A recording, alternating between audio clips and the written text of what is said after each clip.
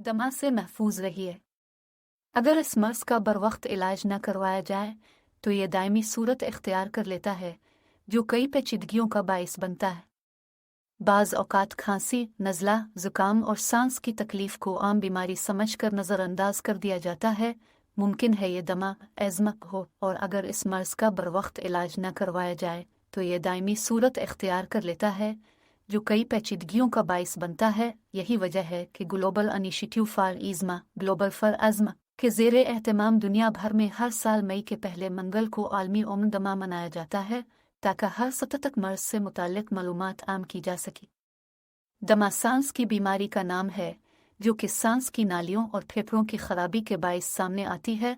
दमे के मरीज सांस लेने में दुश्वारी, खांसी, सांस फूलने, सीने में दर्द, नींद में बेचैनी और थकन जैसी अलामात का सामना करते हैं। माजी के मुकाबले में अब दमे की शिद्दत कई गुना बढ़ चुकी है।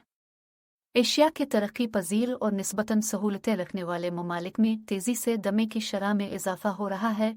खुसूसन बच्चों में यह मर्ज ज़्यादा शिद्दत से सामने आ रहा है, लिहाजा इसे आम बीमारी ना समझा जाए और उसके मुतवातिर इलाज के साथ मुकम्मल परहेज़ भी किया जाए। माहिरान सेहत का कहना है कि हर फर्द के जिस्म में कुछ ख़ास मादे पाए जाते हैं जिन्हें तिब्बी इस्तिलाह में एंटीबॉडीज़ कहा जाता है। अगर हुआ के ज़रिए कुछ ऐसे मुज़िर एलर्जेंस सांस की नालियों के ज़रिए फेफड़ों में दाखिल हो जाएं तो यही एलर्जी इस मर्ज़ का सबब बन सकती है। अक्सर लोग मुख्तलिफ वजूह मसलन धूल, मिट्टी, सिगरेट के धुएं, फफूंदी, किस्ना खुशगवार बाव, मुख्तलिफ किस्म के केमिकल से तैयार करदा परफ्यूम्स, जानवरों के जरासीम और बाज़ अद्विया वगैरह से भी मुतासिर होकर इस मर्ज़ में मुब्तला हो सकते हैं।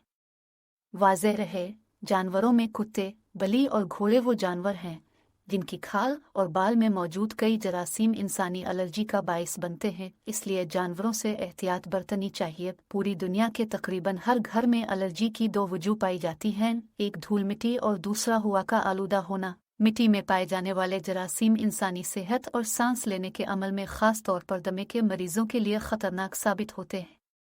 इन जरासीम को माइक्रोन खुरदबीन की मदद से देखा जा सकता है। घर में उन जरासीम की पसंदीदा जगह बेडरूम होती है जहां ये आराम से इंसानी जिल्द पर चिपक कर नुकसान पहुंचा सकते हैं। फफूंदी के असरात अमन तनफ़ुस के लिए जहन कातिल की हैसियत रखते हैं और ये जरासीम तकरीबन हर घर के बावर्ची खाने या बैत अलखला में पाए जाते हैं। दमा क्यों होता है? अगर अमल नफस पर नज़र डाली जाए तो हमें मालूम होगा कि सांस लेने के अमल में नाक, मुंह, हल्क, हिंजरा और फेफड़े हिस्सा लेते हैं। फेफड़ों में हवाई नालियां होती हैं जो तकसीम दर तकसीम होकर बारीक से बारीक तर होती चली जाती हैं। इन नालियों के आखिरी सरों पर हवा की छोटी छोटी हजारों थैलियां होती हैं। इन थैलियों में नासाफ खून से कार्बन डाइऑक्साइड अलग हो जाती है जिसे हम अपनी नाक के जरिए खारिज कर देते हैं। अगर किसी वजह से नालियों की गुंजाइश कम हो जाए और उनमें ज़रूरी मिकदार में साफ हुआ ना समा सके तो जिस्म में ऑक्सीजन की कमी वाक़ई होने लगती है। इस कमी को पूरा करने के लिए सांस लेने की रफ्तार कुदरती तौर पर बढ़ जाती है और इंसान तेज़ तेज़ सांस लेने पर मजबूर हो जाता है। यही कैफियत दमा कहलाता है। हवाई नालियों की गुंजाइश में कमी की कई वजूह हो सकती हैं, मसलन उनमें लेसदार रतूबत बलगम जमा हो जाए और थैलियां हुआ कबूल करने के लिए फैल ना सकें। खुद फेफड़ों और इसके करीबी हिस्सों में वरम की वजह से हवाई थैलियों पर दबाव पड़ने लगे या फेफड़ों में मौजूद खून बारीक बारीक हजारों रगों में दाखिल होकर किसी भी वजह से ज़ायद मिकदार में राख कर हवाई गुंजाइश को रोक दे। जदीद तहकीकात के मुताबिक दमे के 10 में से 9 मरीजों में एलर्जी वजह बनती है। अलामात। दमे की सबसे नुमायां अलामत तो सांस के साथ सीटी जैसी आवाज़ वीज़ ही है, लेकिन रात के वक्त खांसी, भागने दौड़ने या हंसने से शुरू हो जाने वाली खांसी और कई हफ्तों तक रहने वाली खांसी भी अलामत हो सकती है। वाज़े रहे, जिन बच्चों में सीटी जैसी आवाज़ की अलामत बार बार जाहिर हो, इनमें मर्ज़ की तशख़ीस सहल है।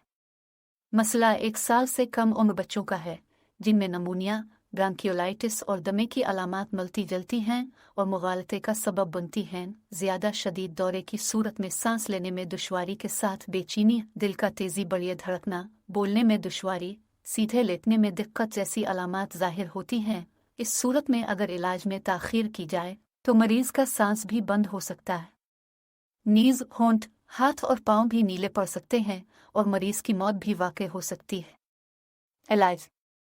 मर्ज़ की नौयत शदीद होने की सूरत में तजर्बाकार मुआलिज से रुजू करें। بیشتر مریضوں کو علاج کے ضمن میں 2 قسم کی ادویہ کی ضرورت ہوتی ہے۔